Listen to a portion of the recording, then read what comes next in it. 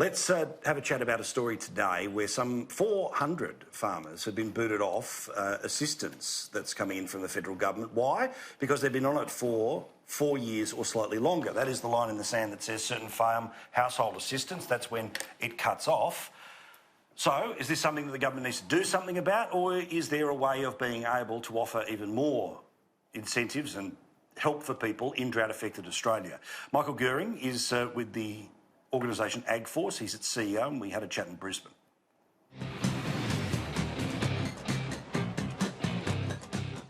Look, Paul, there's a couple of things that are really important to understand about the current drought. The first is it's unprecedented since records began. In some parts of Queensland now, we've been in drought for over 8 years.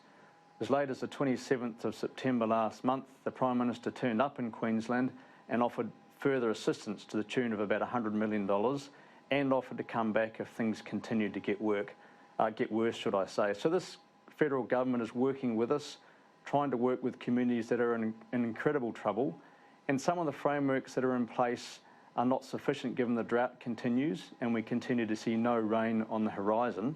But it is unprecedented. We continue to work with the federal government and the state governments in a dynamic way in thinking about what we can do to hold communities together, to allow people to put food on the table. And most importantly, while the farm household allowance has some limitations to it, there are other places people can go for help. And it's very important to tell those communities that there are rural financial counsellors funded by the federal government as a one point of contact. So you don't need to try and understand where to go when you're struggling to hold your family together. Ring up those counsellors and seek support. The farm household allowance you touch on, that does have limitations which are being stretched given the unprecedented nature of this, and we are working with the federal government for further reform. So I know you want to tread carefully here because you want the best result for the farmers, which means you're not about to bag government, but give me an idea here whether you want it pushed to 5 years, whether you want it open-ended once there's a certain declaration about the type of drought that's going on here. How do we avoid a scenario where people already under an awful lot of stress start looking at the calendar and counting down the days until a certain benefit finishes and they've got to go and apply for another one? Very good question, Paul.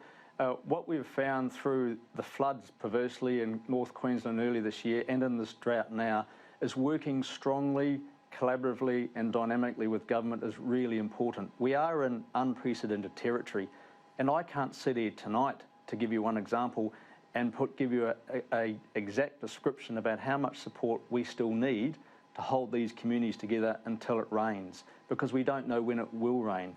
But what we do know is these communities are really struggling. There's quite a human toll, and if we lose these communities, we won't get them back.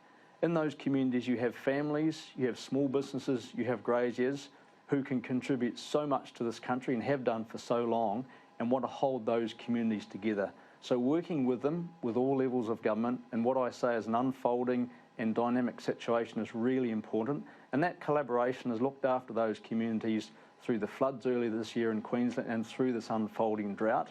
And those changing conditions we need to continue to work with government to recognise.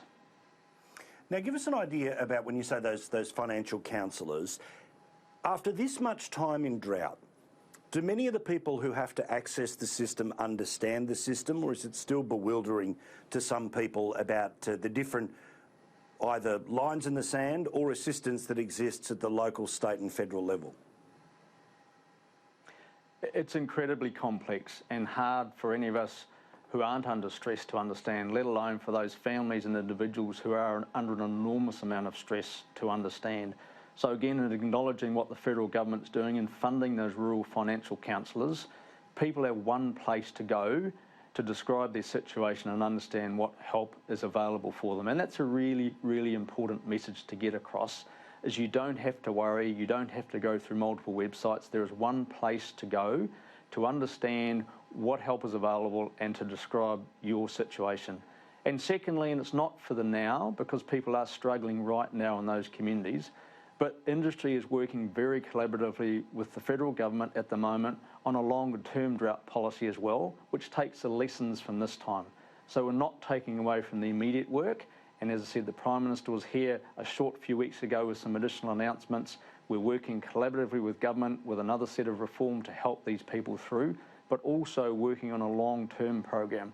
In the meantime, in the short term, those rural financial counsellors are critical, and it's really important people understand where to go for help. Good on you, Michael. I really appreciate it. We're going to stay in touch over the next little while. Keep up the good work, keep up the advocacy, and we'll talk again very soon.